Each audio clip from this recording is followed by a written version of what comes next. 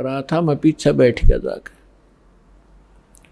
कथा के उपरांत सभी अब श्रोता चले गए, मैं वहीं बैठा रहा।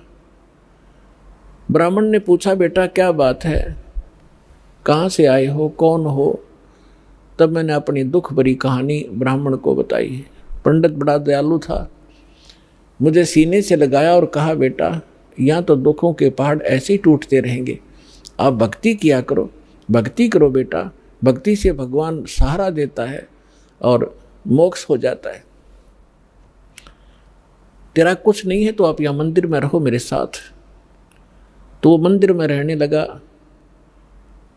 अब दास जो आपको स्पष्ट करना चाह रहा है कि दो प्रकार से मानव शरीर प्राप्त होता है। एक तो टर्न वाइज, 83 लाख यूनियाँ भोग के गधे कुत्ते सुअर सब आकर के मनुष्य शरीर मिलता है।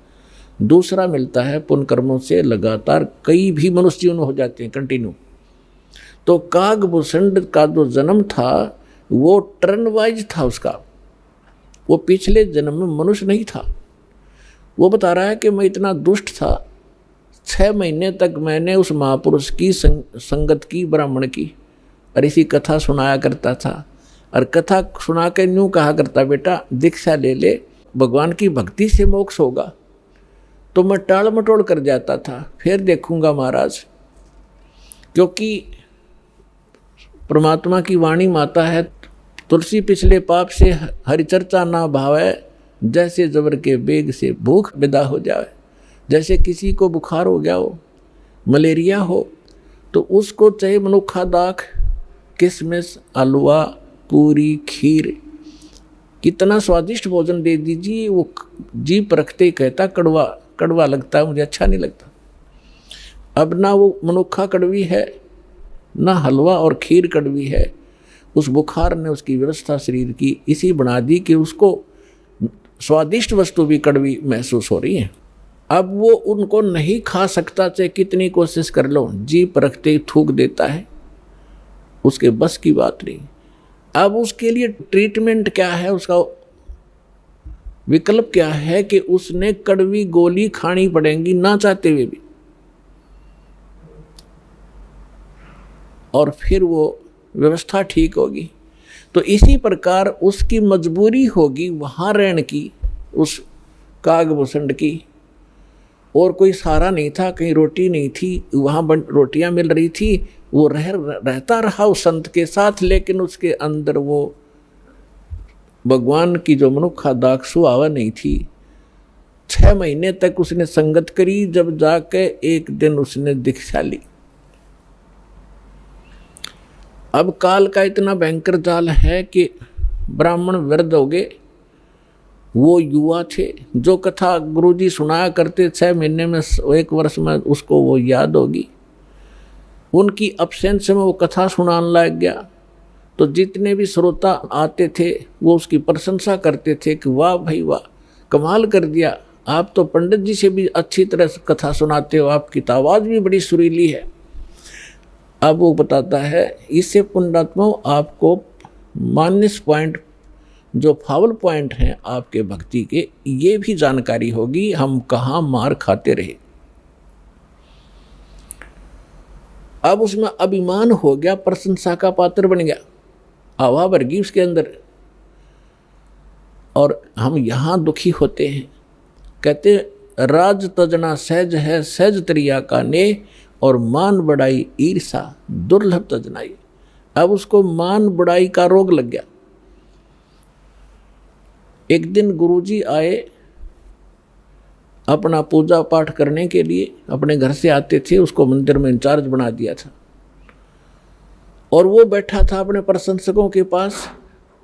20-30 भगत बैठे थे, भगतमती बैठी थी, वो चर्चा सुनावा था। गुरुजी आगे, और वो जो भगत थे वो सारे उसके प्रशंसक हो गए। तो उसने उस दिन खड़ा हो करके गुरुजी का सत्कार नहीं किया, बैठे बैठे देख लिया, और मन में ये था यदि मैं उठूँगा, खड़ा होऊंगा तो मेरी बेइज्जती ना हो जाए श्रोताओं के सामने। उसमें ये दोष था, लेकिन संत ने ये ध्यान नहीं दिया, वो अपनी पूजा की धुन में उनके पास से निकल गया और मंदिर में आगे चला गया। वो बाहर परिसर में बैठे थे, डंडे में। तब आकाशवाणी हुई। भगवान शंकर का पुजारी था वो ब्राह्मण। भगवान शंकर ने आकाशवाणी की, ए धूर्त, तूने अपने गुरु का अनादर किया है, तुझे 1,00,000 वर्ष तक नरक में डाला जाएगा। ये आकाशवाणी सुन ली गुरु जी ने। अपना आत्माओं, कबीर साहब कहते हैं, बहुत प्यारा बालक माँ का, उससे बढ़कर शिष्य गुरुओं का। अब पिता को पुत्र पुत्री बहुत अच्छी प्यारी लगते हैं, माँ को पिता से भी 100 गुना प्रेम होता है अपने बच्चों में, बेटा और बेटियों में। और यहाँ ये भी साथ में सिद्ध होता है कि गुरु जी को अपने शिष्य उन माँ से भी 100 गुना प्यारे होते हैं, कि ताकि इनका कल्याण हो, क्योंकि वो भविष्य की जानकारी रखता है कि यदि ये इस भक्ति पर सफल नहीं हुए तो इनके ऊपर के कर टूटेगा। इसलिए उस भविष्य के दुख को जानकर आपको इतना प्यार देता है कि ये इस भक्ति पर जुड़े रहें, और कहीं इनका इतना मोह बनाता है कि कहीं ये डगमग ना हो जाए, इनका भविष्य नाश हो जाए, दुर्गति होगी इन बालकों की। फिर तो इस प्रकार उस संत ने आकर महात्मा ने कहा कि बेटा क्या गलती होगी, भगवान क्यों अक्षुब्ध हुए तुझसे? अरे अक्षमा याचना कर भगवान से। आप भी खड़े हो गए और उससे भी कहा, और कहा है भगवान बालक है, भूल पड़ गई होगी, आपका बच्चा है, अक्षमा करो, आप तो दयालु हो, आप तो कृपालु हो, महादेव हो। फिर आकाशवाणी की कि इसने अपने गुरु का अपमान किया है, ये मेरी बर्दाश्त से बाहर है। जब ये गुरु का आदर नहीं कर सकता तो मेरे लोक में आवेगा, यहाँ भी यो उस भस्मासुर जैसे काम करेगा। ऐसे दुष्ट को मैं कैसे एक्सेप्ट करूँगा? तो जैसा आज ये गुरु के प्रति इसका व्यवहार है, ऐसा ही मेरे प्रति होगा। पुण्यात्मा परमात्मा कहते हैं, गुरु मानुष कर जानते ते नर कहिए अंध, और होवें दुखी संसार में आग यम के फंद। परमात्मा आपकी ट्रायल लेता है कि यदि इस दास के स्थान पर मैं होता तो ये सामने वाला मेरे साथ जैसा आज इसके साथ व्यवहार कर रहा है, ऐसा ही मेरे साथ करता। इस प्रकार आप जी को इन सत्संगों के माध्यम से वो भक्ति नाशक पॉइंटों से भी आगाह कराया जाता है कि जिस कारण से आपकी भक्ति इन कारणों से नष्ट होती है। फिर भी उन्होंने बार बार प्रार्थना करने से शंकर भगवान ने कहा कि जो मेरे मुख से वचन निकल गया अब ये वापस नहीं हो सकता। इतना अवश्य कर दूंगा तेरे गुरु जी की प्रार्थना पर कि उस नरक के अंदर तुझे यम के दूत दुखी नहीं करेंगे। रहना पड़ेगा 1,00,000 वर्ष तक नरक में ही, उसको मैं बाहर नहीं कर सकता। अब यहाँ परमात्मा कहते हैं, मासा घटे ना तिल बध है, विद ना लिखे जो लेख, और सच्चा सतगुरु मेट कर ऊपर मारते मेघ। तो ये भगवान केवल उतना ही कर सकते हैं, इससे वो कम और ज़्यादा नहीं कर सकते। जो उनकी किसी भी 3 ताप के कारण या प्रारब्ध के कारण जो भी उनको सुख या दुख है उतना ही मिलेगा। अब जैसे किसी मंत्री का मित्र हो कोई, उसकी सज़ा हो जाती है तो वो मंत्री उस सज़ा से मुक्त नहीं करा सकता, उसको जेल में तो रहना पड़ेगा। लेकिन उस मंत्री के प्रभाव से वहाँ के जेलर और कर्मचारी उसको कष्ट कति नहीं देंगे, ये अंडरस्टूड है। लेकिन रहना पड़ेगा जेल में ही। इस प्रकार कागभूषण बता रहे हैं कि मैं ऐसा नालायक था कि उससे पहले के आज मुझे पिछली इतिहास नजर आता है, क्योंकि मैं भक्ति पर हूँ। मैंने असंख्य जन्म खो दिए थे, जो टर्न वाइज मुझे असंख्यों जन्म मनुष्य के मिले, लेकिन भक्ति मैंने किसी भी जन्म में बीज नहीं बोया भक्ति का। और उस जन्म में मेरा भक्ति का बीज बो गया, और वो बीज बोने का, भक्ति का बीज पड़ने का कारण मेरे परिवार का नाश होना था। अगर वो परिवार नाश ना होता, वो परिवार के वो तो क्षेत्र ही नाश हो गया था, तो वो मेरे लिए वरदान सिद्ध हो गया। आज मुझे महसूस हो रहा है वो कष्ट ना आता तो मैं उस जन्म में भी भक्ति नहीं करता, इतना नीच था। अब कागभूषण कहता है, उसके बाद मेरा 1,00,000 वर्ष के बाद फिर पुनः जन्म हुआ। भक्ति की कसक मेरे अंदर फिर भी बनी रही।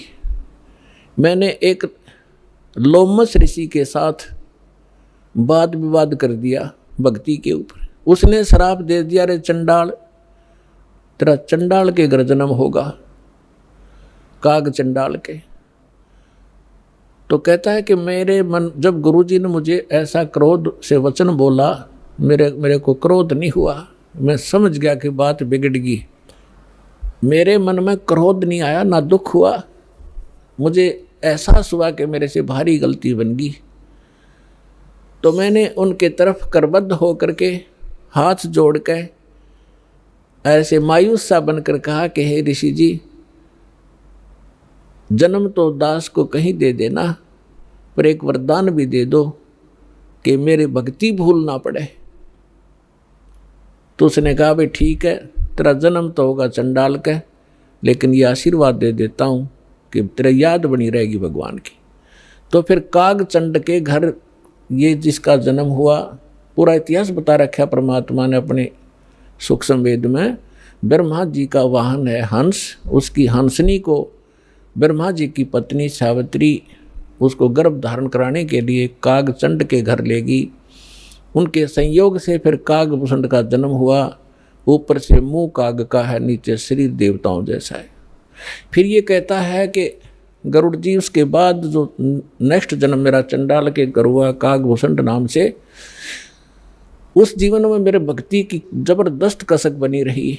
मैं घूम रहा था, भटक रहा था, गुरु भी बना रखे थे, ऋषियों के पास भी गया था और भक्ति भी कर रहा था। उसी दौरान मुझे एक जोगजीत नाम के महापुरुष मिले। उन्होंने मुझे सतलोक और सचखंड और बहुत आगे की जानकारी दी और उन्होंने मुझे एक ऐसा मंत्र दे रखा है, उसका जाप करता हूँ और मेरी बहुत लंबी उम्र उन्होंने बख्श दी है। तो पुण्यात्माओं, वो जोगजीत कौन थे? ये वो परमात्मा है कबीर साहब, हमारे परम पुरुष। ये भिन्न भिन्न रूप बना के भिन्न भिन्न नामों से यहाँ आते हैं और अच्छी आत्माओं को मिलते हैं, उनको भक्ति से युक्त करते हैं। तो जो प्रसंग चल रहा था कि जैसे आप पूर्व जन्म के पुण्यकर्मी प्राणी हो, उनको मनुष्य जीवन मिला है, तो वो आज भी भक्ति की कसक आप में विद्यमान है, आप भटक रहे हो। और कुछ ऐसे व्यक्ति हैं, एक ही घर में एक तो इस ज्ञान को सुनते ही भाग लेता है और दूसरे को समझाने की चेष्टा करते हैं तो भी वो नहीं मानते हैं, विरोध करते हैं। तने देवी देवता छोड़ दिए, तने बैठा दिया है, देवता रुष्ट हो जाएंगे, ये हो जाएगा, नुकसान हो जाएगा, या वो भक्ति करते ही नहीं है। तो इसका कारण बताया परमात्मा ने। कबीर साहब कहते हैं, सठ दल दोनों दीन का, दिल में दोष न धार, सतगुरु का कोई एक है, यू काल का सब संसार। जैसे कोयल जो होती है, ये कोयल अपना अलग से घोंसला बना कर अंडे नहीं पैदा करती, क्योंकि अलग से वो अंडे देती है तो कौवे उसको खा जाते हैं अंडों को। वो ऐसे सूझबूझ से अपना काम निकालती है। जो मादा काग कौवी कहीं अंडे उत्पन्न कर देती है, उस ताक में रहती है, और जब वो कभी बाहर जाती है अपना आहार करने के लिए, चुग्गा चुगने के लिए, तो पीछे से उसी के घोंसले में अंडे उत्पन्न कर देती है। अब वो कभी वापस आती है तो वो 2 के स्थान पर 4 अंडे पाती है, लेकिन वो समझ नहीं पाती है तेरा कौन सा है, दूसरा कौन सा है। तो उन सभी को वो उसको परिवरिश कर देती है, उनसे बच्चे निकाल देती है और उनमें उसका अपना सा मोह हो जाता है। और वो कोयल सामने देखती रहती है, उनके आसपास रहती है कि कब ये बच्चे उड़ने योग्य हों और फिर इनको मैं साथ ले जाऊं। जब वो देख लेती है कि ये बच्चे कुछ दूर तक उड़कर वापस आने लगे हैं, तब दूर वृक्ष पर बैठ कर अपनी बोली बोलती है, कुहू कुहू की। जो कोयल के बच्चे होते हैं वो उस आवाज़ से प्रभावित होते हैं और ऐसे चारों तरफ देखते हैं, उस आवाज़ के साथ वो खींचे चले जाते हैं। और जो काग वाले होते हैं उनका असर भी नहीं होता, वो अपने बैठे ऐसे ही, वो उड़कर चल पड़े। कोयल वाले काग वाले वहीं रह गए। अब कौवी दौड़ती है, उड़ती है पीछे पीछे उनके साथ कि मेरे बच्चे गए। तो कोयल और दूर चली जाती है, कुहू कुहू करती हुई उड़ती हुई, तो बहुत दूर निकल जाती है। कभी वापस आ जाती है कि कहीं पीछे ये बच्चे तो गए सो गए, कहीं पीछे वालों को हानि ना हो जाए, उनको छोड़कर वह वापस आ जाती है। तो कोयल वाले बच्चे अपनी माँ की बोली पहचान कर उसके साथ चले जाते हैं और काग वाले वहीं रह जाते हैं। घर घर के अंदर आज ऐसी स्थिति हो चुकी है। जो परमात्मा के पूर्व जन्म के संस्कारी हंस हैं, परमात्मा की इस बोली को, कोयल की बोली को सुनते ही फड़क गए और भाग लिए सतलोक आश्रम की ओर। और वो भी अगर शाने नहीं हुए हैं, अभी समझन जोगे जो शेष रह रहे हैं, ये भी हो सकता है, तो वो भी अगर कोयल के होंगे तो अवश्य सतलोक आश्रम बरवाड़ा में आना पड़ेगा उनको। तो ठीक इसी प्रकार पिछले संस्कार से आपको सब वस्तु प्राप्त हो रही है, लेकिन आगे की भी तैयारी करवानी है। जैसे कागभूषण का पिछला संस्कार नहीं था, ऐसा रीजन बन गया और उसके ऊपर इतना सत्संग की बौछार होगी, ना चाहते हुए भी उसने वहाँ रहना था। रोज ऋषि ने संत ने सत्संग करना था, उसका असर हो गया। अब जैसे किसी को सर्प डस जाता है और पहले मंत्रों से यंत्र ये सब जतन हुआ करते थे। गारुड़ एक मंत्र सिद्ध कर लेता है वेद का, और उस मंत्र से फिर वो विष उतारता है। तो उस जिसको सर्प ने डसा हुआ है वो अचेत पड़ा है, ना उस मंत्र की लैंग्वेज समझता है, ना आवाज़ सुन रहा है, लेकिन वो मंत्र फिर भी उसके ऊपर असर करके विष रहित कर देता है और वो सचेत हो जाता है। ठीक इसी प्रकार आज परमात्मा ने यही तरीका बनाया है। ऐसे साधन बना दिए, चिप बनवा दी, वीडियो ये DVD बनवा दी, सुबह दोपहर शाम की आरती कंपलसरी करनी पड़ेगी। अब घर के अंदर 2 सदस्य नहीं भी नाम लेना चाहते और ना सुनना चाहते, वो घर से बाहर कहाँ जाएंगे। आप अपनी आरती भी कर रहे हो, आप अपना मंत्र जाप भी कर रहे हो, आप परमात्मा की वाणी सत्संग भी चला देते हो देर सवेर, तो उनके ऊपर उस कागभूषण की तरह एक दिन असर होगा और वो भी या राम नाम की कलम उनका भी चढ़ेगी एक दिन और उनका पार होगा, क्योंकि भगवान का वचन है। तो ये तरीका अपनाया परमात्मा ने। परमेश्वर ने बताया कि हमारी काल के साथ वार्ता हुई थी जब परमात्मा ने कहा था कि मैं नीचे के लोकों में जाके तेरी वास्तविकता बताऊंगा सभी प्राणियों को कि तू भगवान नहीं है, तू काल है, इनको खाता है, इसलिए तो इनको जन्मता और मारता है, पैदा करवाता और मारता है। असली भगवान कोई और है, वहाँ जाने का तरीका मैं बताऊंगा, ऐसा गुप्त मंत्र मैं लेकर आया हूँ। तब काल ने पैर पकड़ दिए, बहुत ज़्यादा जो है प्रार्थना की, परमात्मा ने स्वीकार की। इसने कहा कि भगवान 3 युगों में जीव ना ले जाना, कम ले जाना थोड़े थोड़े, और चौथे युग में कलयुग में कितने ही जीव ले जाना, इतनी दया मेरे पर कर दो। परमात्मा को भी पता था कि सतयुग त्रेता द्वापर में ये जीव गणे दुखी नहीं होते और इनकी पूर्व जन्म की बैटरी चार्ज होती है, उसी से ये सुखी होते हैं और ये सोच रहे होते हैं हम राम और कृष्ण की भक्ति कर रहे हैं, शायद इसी से सुखी हैं, तो इसलिए ये मेरे ज्ञान को स्वीकार नहीं कर पाएंगे। मालिक को मालूम था, तो इसलिए मालिक ने कहा था परमात्मा ने कि भाई ठीक है, चौथा युग जब कलयुग आई तब हम अपना अंश पठाई और काल फंद छूटे नरलोई, सकल सृष्टि परवानिक हुई। परमात्मा ने कहा था जब कलयुग के अंदर मैं अपना दास भेजूंगा और फिर ये काल के सब बंधन छूटेंगे और सारा विश्व मानव शरीरधारी प्राणी और साथ में जो मनुष्य जो पशु पक्षी हैं वो भी मनुष्य धारण करेंगे और वो सभी परमात्मा की भक्त नाम लेंगे। सकल सृष्टि परवानिक हुई, परवानिक माने दीक्षित होंगे। और कहते हैं कलयुग बीते 5500 पाचा, तब ये वचन मेरा होगा साचा। और कलयुग बीत जावे जब एता, सकल यानी सभी प्राणी परम पुरुष पद चेता। 600 वर्ष पहले मालिक की वाणी में लिखा हुआ है, कबीर वाणी में, सच्चिदानंद घन ब्रह्म की वाणी में, यानी सूक्ष्म वेद में, उस तत्व ज्ञान में लिखा है। परमात्मा ने बोला था, धर्मदास जी लिखा था, उसमें कहा है कि जब चौथा युग जब कलयुग आई तब हम अपना अंश पठाई और काल फंद छूटे नरलोई, नर नारी सभी का काल का फंद छूटेगा जो इसने जकड़ रखा है, मूर्ख बना रखा है, बस इतना ही सीमित कर दिया, ये तेरा बेटा है या तेरी बेटी है, ये तेरी कार या तेरी कोठी है, 1 मिनट में मृत्यु हो जा, छोड़ बेटा अब ये सब मेरी है, तू गधा बन। तो यह भूल या हमारे साथ इसने धोखा कर रखा था, इस ज्ञान से अब हमें खूब समझ में आएगा और हमारे बच्चे भी सुरक्षित रहेंगे, हम भक्ति करेंगे। परमात्मा की शरण में आने से हमारे प्रारब्ध के जो पाप आने हैं, मृत्यु होनी, अकाल मृत्यु या कोई अन्य अंग भंग होना है, वो नहीं होगा ही। अगर आप नियमित रहोगे, सच्चा विश्वास के साथ ही सत भक्ति करोगे तो वो दुख टलेंगे, आपके बच्चे आखिर तक आपके साथ रहेंगे जब तक, और वो भी मुक्त होंगे और आप भी होंगे यदि सारे भक्ति पर लग जाओगे। तो परमात्मा ने कहा था कि सकल सृष्टि प्रवानिक होई, काल फंद छूटे नरलोई। काल का जो बंधन है कर्मों से बांध रखा इसने, और ये सब छूटेगा और सारी सृष्टि उपदेशी होगी। कलयुग बीतते 5500 पाचा। धर्मदास जी से कहा था कि कलयुग बीतते 5500 पाचा, तब ये वचन मेरा होगा सच्चा।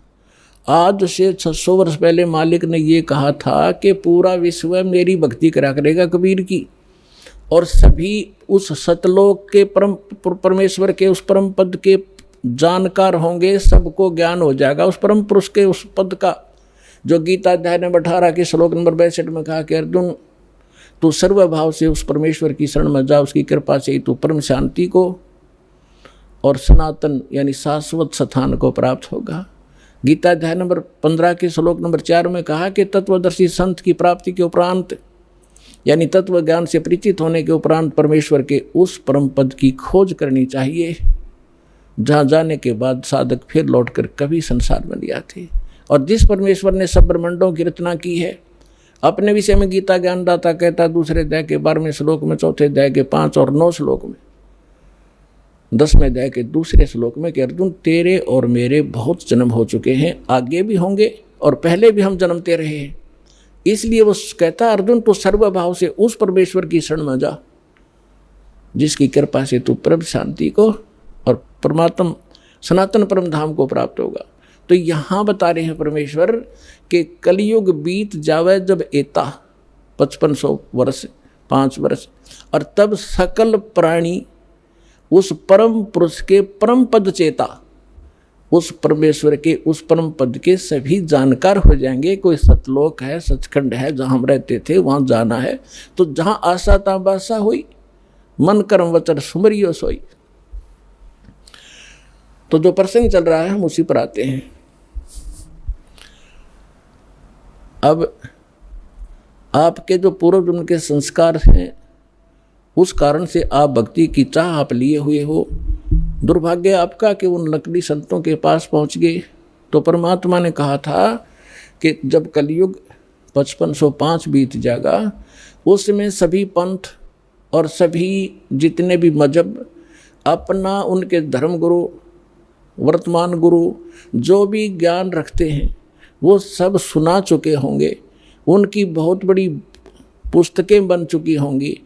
उसके बाद मेरा दास जाएगा और उन्हीं सदग्रंथों को, जिन सदग्रंथों पर प्रत्येक मानव आधारित है, जो भी जिस मजहब धर्म से संबंध रखता, उन्हीं से यथार्थ ज्ञान उनके रूबरू करेगा। उसके लिए परमात्मा ने सबसे पहले आपको ये इंस्ट्रूमेंट बनवाए, प्रोजेक्टर बनवाए, टीवी चैनल बनवाए। दास आपको तो अब समझ में आएगी कि ये क्या हो रहा है, और आपको इतना तो ज्ञान है कि आज से 10-12 वर्ष पहले इनका नामो निशान नहीं था, और वो पीछे जाओगे तो किधर सोच भी नहीं थी कि ये ऐसे इंस्ट्रूमेंट बनेंगे। यदि मानव बना सकता तो बहुत पहले बना लेता इसको। ये परमात्मा का दिया हुआ ज्ञान बुद्धि है, पूरा विश्व उसके बालक हैं। कहीं से भी इसने किसी क्षेत्र से, पृथ्वी के किसी कोने से भी इंस्ट्रूमेंट किसी भी अपने बच्चे से बनवाया, ये गॉड गिवन माइंड है। मानव जीव सत्र का ये नहीं बना सकता। ये इसलिए बनवाया दाता ने, पहले आपको शिक्षित किया। अब इस दास का जन्म 1951 में हुआ, तब तक शिक्षा का कोई नामो निशान नहीं था। इक्का दुक्का की तो पढ़ा करता कोई, और उसके बाद एकदम बाढ़ सी आ गई, इतने आकर्षित हुए कारण कुछ भी बिना, चाहे रोजी रोटी के लिए सब ने डिवोट कर दिए अपने बालक, 20-20 वर्ष तक बेटा बेटी पढ़ो पढ़ो, और मालिक ने दया करनी थी कि इसका सदुपयोग करेंगे। फिर ये इंस्ट्रूमेंट आपके सामने है, सदग्रंथ आपके रूबरू कर रहा है दास, और उनका निष्कर्ष निकाल के परमात्मा के ज्ञान से तोल रहा है। तो इस मानुष जीवन का मूल उद्देश्य यही है कि आप भक्ति करके यहाँ से पीछा छुटवाओ, और जिस परिवार को आप सुखी और धनी देखना चाहते हो वो भी भगवान से ही हुआ करता है। भगवान आपको दोनों काम करेगा, यहाँ भी सुख देगा और मोक्ष भी मिलेगा। अब ऐसा कौन अनजान होगा जो इस अवसर ने चूकेगा? अब सभी इस बात को स्वीकार करेंगे। तो प्रसंग अब चल रहा था कि हम जब सतलोक से आए, हम धनी थे भक्ति के। इस काल भगवान ने अपने ऊपर रेस्टोरेंट बना रखे हैं, स्वर्ग महास्वर्ग। प्रत्येक जो भी देव है उन देवों के अपने लोक हैं अलग से, जैसे विष्णु लोक, शिव जी का लोक, ब्रह्मा जी का लोक और गणेश जी का लोक, ऐसे। तो वहाँ इन्होंने अपने रेस्टोरेंट बना रखे हैं। वहाँ जो विष्णु जी का पुजारी वहाँ जाएगा, उसने जितने पुण्य किए हैं, भक्ति की है भगवान की, तो उसका टैक्स लेगा वो उस रेस्टोरेंट में 10%, किसी ने 20% उसकी पुण्य कमाई से, और वहाँ सब सुविधाएं उनको देंगे जैसे होटल में होता है। पैसे उसी के होंगे, खर्च पुण्य उसी के होंगे। उन पुण्यों से भी 10-20% वो ये देवता हम आपसे टैक्स लिया करते हैं। और जब आपकी वहाँ पूंजी समाप्त हो जाएगी, पुण्य समाप्त होती है, आपको 84 लाख योनियों में गधे कुत्ते जो भी संस्कार वश है वहाँ भेज दिया जाएगा। और अब हम जो सतलोक कैसे जाएंगे? हमारी भक्ति शास्त्र अनुकूल ना होने से हमारे पूर्व जन्म के जो संस्कार थे वो सतयुग त्रेता द्वापर में अक्षीण हो गए। अब चौथा युग जब कलयुग आ गया, अब इसमें आप देख रहे हो कोई प्राणी सुखी नहीं है, कोई भी सुखी नहीं है। चाहे ऊपर तो आपने कितना चिकना चोपड़ा दिखता हो और चाहे प्रधानमंत्री दिखाई देता, उसको चैन सपने में नहीं है। कोई ना कोई ऐसी टेंशन उसके घर करी हुई है कि वो बता भी नहीं सकता किसी को। तो इसलिए परमात्मा को ये मालूम था कि जब इनके पुण्य क्षीण हो जाएंगे तब इनकी आंखें खुलेंगी। ये वो भक्ति भी करके छक लेंगे, उन संतों के पास भी भटक कर छक लेंगे जिनको ये संत मानते, और फिर भी ये ज्यों के त्यों रहेंगे, तब हमारे दास के पास आएंगे। और वो ऐसा मंत्र समर्थ के पास वो पावर है कि आपके संस्कार प्रारब्ध के दुख को भी, प्रारब्ध के संस्कार को भी वो चेंज कर सकता है। मासा घटे न तिल बधे, विद ना लिखे जो लेख, और सच्चा सतगुरु मेट कह ऊपर मार दे मेघ। अब सतगुरु ना मिलने से भेड़ पूछ को पंडित पकड़े बादो नदी बिहंगा, गरीब दास वो भव जल डूबे जिनको नहीं साध सत्संगा। कबीर इस संसार को समझाऊं के बारे, ये पूछ पकड़ के भेड़ की और उतरा चावे पारे। साधना तो नकली कर रहे हैं और इंतजार कर रहे हैं सुख होने की और मोक्ष की। कहते हैं सन से शोक सराय में सुतक दिन राती, और जीवत जग में जूती पड़े फिर जम तोड़े छाती। सत साधना ना करने से हमेशा आपके संशय और शोक, ये दुख सदा बने रहेंगे, और जीवित जग में जूती पड़े यहाँ नरे कष्ट भोगोगे, और फिर जम तोड़े छाती, यम के दूत आगे फिर बहुत दुखी करेंगे जो सत साधना नहीं कर रहे। तो यहाँ क्या बताते हैं परमात्मा? फिर अब जो साधना आप कर रहे थे वो शास्त्र विरुद्ध थी, और जिन भगवानों पर आप सीमित थे वो भगवान कंप्लीट नहीं थे, वो स्वयं नाशवान है, उनकी जन्म मृत्यु होती है। लेकिन सतगुरु मिलने से तत्व ज्ञान का हमें प्रकाश होता है, उसके आधार से फिर हम अपने उस मार्ग पर चलते हैं। कबीर साहब कहते हैं पीछे लग गया जाऊं था मैं लोक वेद के साथ, रास्ते में सतगुरु मिल गए वो दीपक दे दिया हाथ।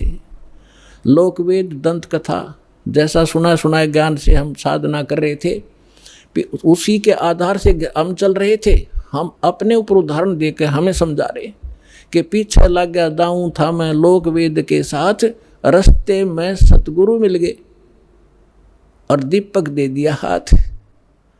ये तत्व ज्ञान रूपी टॉर्च दे दी, लालटेन दे दी। अब इसकी रोशनी में हम गड्ढों में, बोझड़ों में, कांटों में नहीं जाएंगे। इसके प्रकाश से हम सुमार्ग पर चलकर मंजिल पर पहुंच जाएंगे।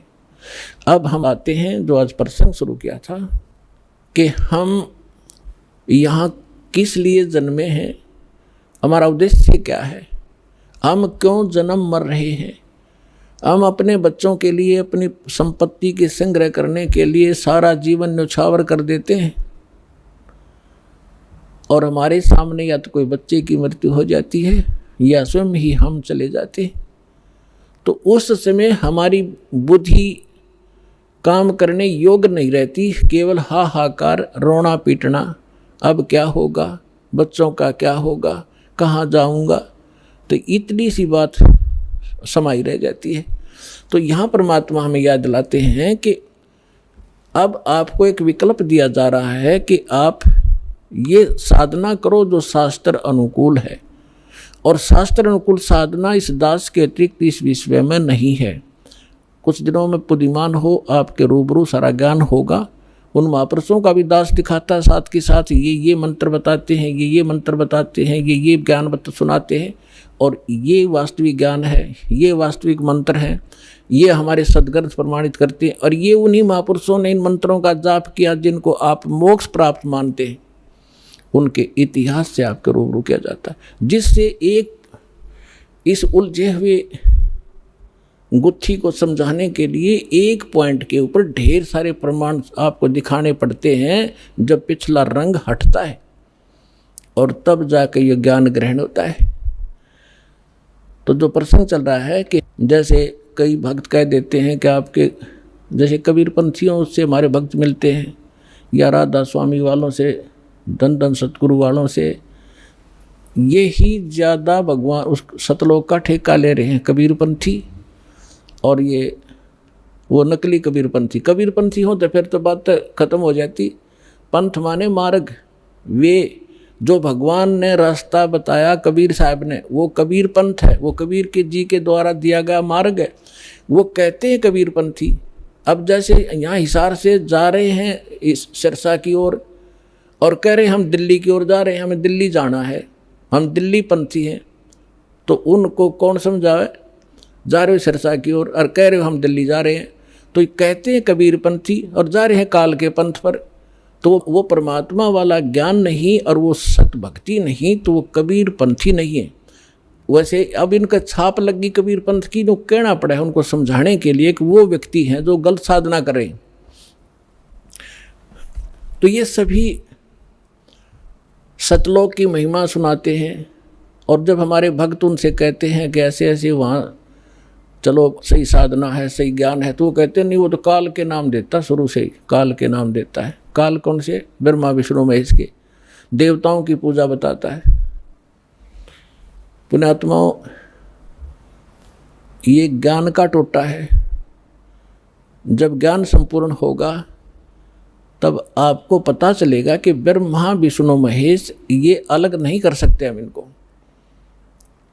जैसे श्रीमद् भगवद गीता अध्याय नंबर 15 के श्लोक नंबर 1 से लेकर 4 में एक विशेष विवरण है कि ये ऊपर को जड़ और नीचे को तीनों गुण रूपी शाखा वाला उल्टा लटका हुआ एक संसार रूपी वृक्ष समझ लो, और इसकी तीनों गुण रूपी शाखा है। इतना गीता ज्ञानदाता केवल इतना नॉलेज रखता है कि ऊपर ने तो जड़ समझो, और जड़ वो दृढ़ है, वो अविनाशी पोर्शन है जो मूल है इस संसार रूपी वृक्ष का, और उस मूल मालिक है जो जड़ है, सभी का धारण पोषण भी वही करता है, क्योंकि पूरे वृक्ष को, पेड़ को जड़ से ही आहार प्राप्त होता है, खुराक मिलती है। गीता अध्याय नंबर 15 के श्लोक नंबर 16 और 17 में 3 पुरुष बताए, सरपुरुष, अक्षर पुरुष, और 17वें श्लोक में कहा कि उत्तम पुरुष है तो अन्य, सरपुरुष और अक्षर पुरुष से कोई और है उत्तम पुरुष, श्रेष्ठ भगवान, और वही तीनों लोकों में प्रवेश करके सबका धारण पोषण करता है। अब इन 2 श्लोकों का लिंक अब उन प्रथम के 4 श्लोकों से है 15वें अध्याय के। तो इसमें बताया कि उल्टा लटका एक संसार रूपी वृक्ष है, और जो तत्वदर्शी संत की पहचान बताई है कि जो इस संसार रूपी वृक्ष के सभी विभागों को भिन्न भिन्न बता देगा, स वेदवित, वो तत्वदर्शी संत है। चौथे अध्याय के 34वें श्लोक में जो तत्वदर्शी संत के विषय में कहा है कि उसकी शरण में जा, उससे पूछ, वो उसकी पहचान बता दी कि उल्टे लटके संसार रूपी वृक्ष के सभी पार्ट्स बता देगा, सवेदवित, वो तत्वदर्शी संत है। तो 600 वर्ष पहले परमात्मा स्वयं आए थे, और गीता अध्याय नंबर 4 के श्लोक नंबर 32 में जो कहा है कि वो सच्चिदानंद घन ब्रह्म अपने मुख कमल से अमृतवाणी बोलता है, वो तत्व ज्ञान है, वो निष्कर्ष है सारे अध्यात्म का, और वो तत्वदर्शी संत के ही पास होगा और मिलेगा नहीं तुझे। तो यहाँ परमात्मा ने 600 वर्ष पहले उस तत्वदर्शी संत की भूमिका, जैसी उनकी लीला है वो किया ही करते हैं। जैसा दास ने अभी वेदों के प्रमाण आपको बताए थे, रेफरेंस बताए थे, उनमें यही लिखा हुआ कि परमात्मा ऊपर रहता, ऊपर के लोक में, सतलोक में, वहाँ से चल कर आता सह शरीर, और यहाँ 3 प्रकार से के सतिथि से हमारा धारण पोषण करता है। एक तो आपको बता सतलोक में रहता है, जब वहाँ तो उनका शरीर बहुत तेजों में होता है, करोड़ सूर्य मिला दे, करोड़ चंद्रमा एक रोमकूप की उनकी शोभा होती, इतना तेज है। दूसरा, प्रत्येक युग में शिशु रूप धारण करके आते हैं, और एक जल कमल के ऊपर, यानी कमल तो जल में ही होता है, सरोवर में आकर वो अपना निवास कर लेते, शिशु रूप धारण करते हैं, वहाँ से निसंतान दंपत्ति उठा ले जाते हैं, और उनके परवरिश की लीला कुंवारी गायों से होती है। ये तो है प्रथम। फिर धीरे धीरे बड़े होते हैं तो बचपन से ही वो अपनी महिमा अपने मुख कमल से, लोकोक्तियों के माध्यम से, दोहों के माध्यम से, शब्दावलियों के माध्यम से वो ज्ञान प्रचार करते हैं, कवियों की तरह आचरण करते हैं। लोग उनको कवि भी कहने लग जाते हैं। एक प्रसिद्ध कवियों में से भी एक होते हैं वो, लेकिन वो होते हैं परमात्मा। अब तीसरी सतिथि में वो कभी भी कहीं भी किसी को संत रूप में, महापुरुष के रूप में आकर दर्शन देते हैं, उनको ज्ञान सुनाते हैं, अपने से परिचित कराते हैं। तो तीसरी सतिथि वाले महापुरुषों में से दास आपको बहुत बार बताते हैं, आदरणीय धर्मदास साहिब जी को मिले, आदरणीय मुल्कदास साहिब जी को मिले, आदरणीय नानक देव साहिब जी को मिले, आदरणीय दादू साहिब जी को मिले, आदरणीय मुल्कदास साहिब जी को मिले, आदरणीय गरीबदास साहिब जी गांव छुरानी जिला झज्जर हरियाणा वाले को मिले, आदरणीय घीसा दास साहिब जी गांव खेखड़ा जिला बागपुर हो गए उत्तर प्रदेश वाले को मिले, आदरणीय रामानंद जी, स्वामी रामानंद जी ब्राह्मण थे, 104 साल के, जो परमात्मा उस दूसरी टाइप की लीला कर रहे थे, शिशु रूप धारण करके 5 वर्ष की आयु में लीला कर रहे थे।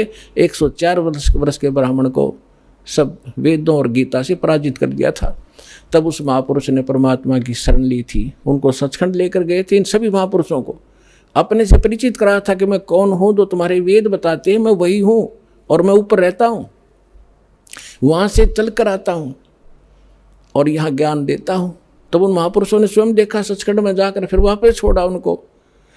तब रामानंद जी ने कहा था, तुम साहेब तुम संत हो, तुम सतगुरु तुम हंस, और गरीबदास तेरे रूप बिना और न तुझा अंश। तुम ही साहेब हो, तुम ही सतगुरु हो। साहेब तो भगवान हो ही, आप सच्चा ज्ञान देने वाले सतगुरु भी आप ही हो, और आपके अंदर एक भगत के लक्षण है। आप जैसे परमात्मा आए थे कबीरदास, हमारे लिए एक रिहर्सल करके छोड़ गए कि यहाँ बकवाद नहीं चलेगी, जितना अधीन होगे भगवान उतना निकट आपका होगा। आधीनी के पास है वो पूर्ण ब्रह्म दयाल, मान बड़ाई मारियो बेअदबी श्रीकाल। हमें सब परमात्मा भक्ति के लक्षण भी बता के गए हैं, और उनसे होने वाली हानियों का भी परिचय दिया है, और किस प्रकार आपकी भक्ति नष्ट होती है वो भी जानकारी दी है, और कैसे सुरक्षित रहेगी। जैसे माता गर्भ को रखे यत्न बनाए, ठेस लगे तो छन होवे तेरी ऐसे भक्ति जावे। पुणात्मा, जब आपको इस भक्ति की कीमत का पता चलेगा, जैसे किसी बहन को गर्भ रहा हो माँ को, और फिर उसको पता, उसको कैसे रात को भी चिंता रहती है कि कहीं मेरा बालक, मेरा बच्चा खराब ना हो जा, ऊंचे नीचे में पैर ना रखा जा, रात में करवट लेते समय भी एकदम उधड़क कर पड़ेगी कि जब बच्चे का दाब ना गिर गई हो। तब वो गर्भ रूपी लाल को वो सफल करती है, इसी प्रकार परमात्मा बताते हैं, जैसे माता गर्भ को रख है यतन बना और ठेस लगे तो वो खराब हो जा तेरी, ऐसे भक्ति न सावे। तो इस भक्ति के अंदर आपने मर्यादा गढ़नी जरूरी है। अब परमात्मा ने आपको सद्भक्ति भी मिल गई, दास भी मिल गया, आपके अंदर भक्ति प्रवेश भी कर दी। अब उस लाल को आपने सुरक्षित रखना पड़ेगा। जरा सी लापरवाही में वो बात भक्तिहीन हो जाओगे, फिर वहीं की वहीं फिर स्टार्ट होगी नए सिरे। तो इससे इतना डर के इस भक्ति को सफल करो। अब जो प्रसंग चल रहा है कि अब हम इसको कैसे सफल करेंगे और कैसे हमें प्राप्ति होगी परमात्मा की, ये इसमें मूल कारण है। अब हम तो कई जैसे प्रसंग चल रहा था कि हम ये कहते हैं कि आपके गुरुजी देवी देवताओं की पूजा देते, ये पूजा नहीं है इनकी। जैसे आप जी को बताया था कि जैसे पति भर्ता लड़की होती है, वो उस पूरे परिवार में अगर प्रेम से रहती है तो बहुत अच्छी भाग्यवान कहलाती है। नो का अपने पति से अतिरिक्त किसी से ढंग से बोलूँ नहीं, किसी से बात नहीं करूँ, इससे की रोटी पाऊँगी, इसे कपड़े धोऊँगी, हैं तो वो कलह का कारण बनेगी। तो वह पति भर्ता होते हुए भी वह नकमी है। तो इसलिए हम यहाँ भक्ति करेंगे और ये ब्रह्मा विष्णु महेश हमारे अंश हैं, अंग नहीं, अलग नहीं है। जैसे प्रसंग चल रहा था उस पर फिर आते हैं कि परमात्मा ने बताया है कि तुम साहेब, तुम संत हो, तुम तो सतगुरु, तुम हंस। अब रामानंद जी ने कहा है कि तुम ही भगवान हो और तुम ही सतगुरु हो, सच्चा ज्ञान देने वाले। तो 600 वर्ष पहले परमात्मा ने आके बताया था। अक्षर पुरुष एक पेड़ है, यानी एक सतगुरु की भूमिका की वो भगवान तो है ही है। वेद बताते हैं वही परमात्मा आकर यहाँ सच्चा ज्ञान देता है, लोकोक्तियों के माध्यम से, दोहावलियों के माध्यम से अपना ज्ञान प्रचार करता है, जिस कारण से लोग अनजान में उनको कवि करने लग जाते हैं, लेकिन वो परमात्मा होते हैं। अक्षर पुरुष एक पेड़ है, सरपुरुष वा की डार, ज्योत निरंजन को सरपुरुष भी कहते हैं, अभी आपको पहले डिफाइन किया था। और तीनों देवा शाखा है भाई पाते रूप संसारी। उल्टे लटके हुए संसार रूपी वृक्ष जो जमीन से बाहर दिखाई देता है, उसको डिफाइन किया परमेश्वर ने कि अक्षर पुरुष तना, अक्षर पुरुष तना, उससे एक मोटी डार निकली है ज्योत निरंजन, ये सरपुरुष समझो। उस मोटी डार के फिर 3 शाखा हैं, रजगुण ब्रह्मा, सतगुण विष्णु, तमगुण शिव जी। और पात रूप, उन तीनों शाखाओं के आगे फिर हम पात हैं। अब यहाँ एक तो ये जो इनकी धारणा और सोच गलत है, उसको दास क्लियर करना चाहता है कि जैसे हम कोई भक्ति रूपी पौधा बोएंगे, यानी कोई पौधा लाए आम का और उसको जड़ की तरफ से बोना चाहिए, समझदारी है गड्ढे में, और जड़ की सिंचाई करनी चाहिए। तो जड़ की सिंचाई हम करेंगे तो वो तना भी, डार भी और टहनी भी बड़ी होंगी, वो पेड़ बनेगा। और हमने क्या कर रखा कि हमने पौधा उल्टा रोप लिया भक्ति रूपी। हमने ब्रह्मा विष्णु महेश इन शाखाओं को इष्ट मान लिया और इनको गड्ढे में डाल दिया, इनको तो गड्ढे में डाल लिया, जड़ कर दी ऊपर ने, और हम सिंचाई करने लगे इनकी। आपको एक चित्र दिखा देता हूँ, जल्दी समझ में आ जाएगी। ये देखिएगा, हमने पौधे को कैसे बीजना चाहिए था और बीज कैसे दिया। ये है संसार रूपी वृक्ष।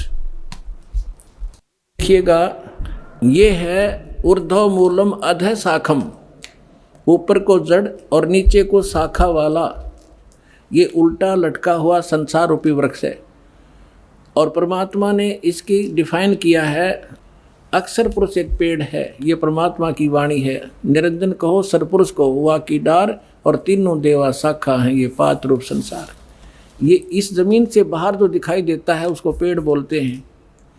अक्षर पुरुष एक पेड़ है, सरपुरुष यानी ज्योत निरंजन वा की डार, और तीनों देवा शाखा हैं, ये पात रूप संसार। हम यहाँ पर हैं पात रूप संसार। और जो तीनों लोकों में प्रवेश करके सबका धारण पोषण करता है वो है उत्तम पुरुषत्व ने। ये है जड़ मूल सबका मालिक। यहाँ से हम सबको आहार मिलता है, यानी इस सरपुरुष, अक्षर पुरुष और ब्रह्मा विष्णु महेश तक का पालक यही है। लेकिन थ्रो प्रॉपर चैनल हम तक पहुंचता है।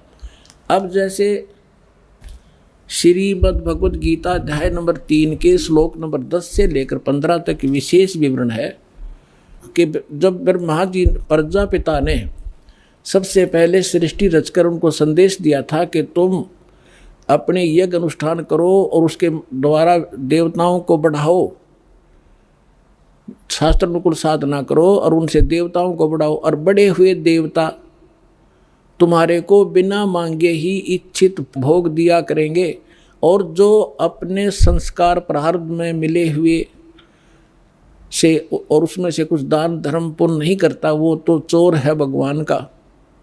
फिर 14वें 15वें श्लोक में स्पष्ट किया है कि उस परमात्मा को जो सबका धारण पोषण जो परम अक्षर पुरुष है उसको इष्ट रूप में मान के सभी धार्मिक अनुष्ठानों को करना चाहिए, जिससे आपको सभी लाभ प्राप्त होंगे। तो हम पूर्ण परमात्मा को इष्ट मानकर जड़ की पूजा करवाते हैं और इन ब्रह्मा विष्णु महेश को अपने आप ही वो हमारे संस्कार शुभ बनकर इनके पास पहुंच जाते हैं। अब जैसे ये तो आपने पेड़ देखा, अब हम पौधा दिखाते हैं। कई कहते हैं कि रामपाल तो हमारे देवताओं को छुड़वाता इसलिए हम वो साधना नहीं करें। ये तो बालक हैं, बालक वाला ज्ञान वाला व्यक्ति ऐसी भाषा बोला करता है। जब उनको ज्ञान होगा तो पता चलेगा कि दास ना देवता छुड़वाता, आपको उन देवताओं को ढंग से पूजने की तरीका बताता हूँ साधना का, जिससे आपको लाभ मिलेगा, आपका जीवन सफल होगा। अब देखिएगा, आप कोई पौधा लाए तो उसको ये ऐसे बीजना चाहिए और आम व्यक्ति इसको स्वीकार करेगा। सीधा बीजा हुआ भक्ति रूपी पौधा। अब ये मूल है, पूर्ण परमात्मा अक्षर पुरुष जड़ है। इसको गमले में या गड्ढे में लगाया और सिंचाई की, सत भक्ति की, तो इस जड़ से फिर ये सभी देवता, ये तीनों देवा शाखा, ये बड़े हुए, पेड़ बन गया। पेड़ बनकर फिर फल इनका लगेगा टेन ब्रह्मा विष्णु महेश को। अब इतना अनजान कौन होगा? वो मूर्ख ही होगा जो यूं कह है कि माली जड़ की पूजा करता है और टहनियों को तोड़ के फेंकवा दे, फिर उस पूजा का फायदा क्या होगा? टहनियों के ही तो फल लगेंगे। ये ब्रह्मा विष्णु महेश ही आपके शुभ संस्कार अशुभ संस्कार जैसे भी होंगे यही देंगे आपको। ये कंट्रोलर है यहाँ के। और जब हम शास्त्र अनुकूल साधना करेंगे तुम्हारे सारे शुभ ही शुभ होंगे और वो जाएंगे इनके पास, ये फिर आपको देंगे। जैसे जड़ की पूजा की ये एग्जाम्पल है, ये उदाहरण है कि जड़ की पूजा करने से वो टहनियों के फल लगेंगे और वो फल अपने आप लगेंगे, वो टहनियों के बस की नहीं। यानी आपके शुभ संस्कार होंगे तो ब्रह्मा विष्णु महेश आपको देंगे ही देंगे, चाहे आप कितने बैठे हो, चाहे जंगल में बैठे हो, वहाँ भी जाकर देंगे आपको। ये इनका कर्तव्य बना है। अब आप कैसे कर रहे हो और दास क्या करवाना चाहता है ये देखिएगा। आप ऐसे कर रहे हो, आपने क्या किया है? भक्ति रूपी पौधा यानी साधना शास्त्र विरुद्ध कर रखी है। आप ब्रह्मा विष्णु महेश को इष्ट मान लिया और इसको गमले में लगा दिया टहनियों को, और इसकी इनकी पूजा शुरू कर दी, जड़ छोड़ दी। ये भक्ति रूपी पौधा आपका सूख गया, जिस कारण से आपको कोई लाभ आध्यात्मिक प्राप्त नहीं हो रहा। दास कहता आप इसको ऐसे कर लो, बस ये ब्रह्मा विष्णु महेश है, इनका फल लगेंगे इन टहनियों के, और बिना मांगे ही आपको फिर ये फल दिया करेंगे जब आप इस मूल की पूजा करोगे। एक कैसा दे सब सद है, एक कैसा दे सब सद है, और सब सद सब जावे, माली सिंच मूल को हो, फल फूल ए गए। इतनी सी बात है, और ये हमारा शास्त्र अनुकूल ज्ञान है और शास्त्र अनुकूल साधना है। प्राप्त करो और अपना कल्याण कराओ।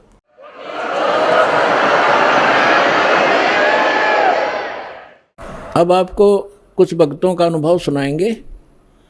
पुण्यात्माओं, सौभाग्य आपका, आपको ये अमृत वचन, ये तत्व ज्ञान सुनने को मिला और परमात्मा की दया हुई। ना इस काल के कोल्लू में हमारे दादे मर गए, परदादे मर गए उसी परिवार पोषण में, और ये यहाँ तक लाने का कारण भी परमात्मा ही आपको मेहर कर रहा, सत्कर मान लेना, ना एक कदम भी इधर नहीं चलने दे। काल इतना दुष्ट है, आपके ऊपर परमात्मा की मेहर बड़ी नज़र न्यारी है जो यहाँ पहुँच रहा है, ये सत्कर मान ले।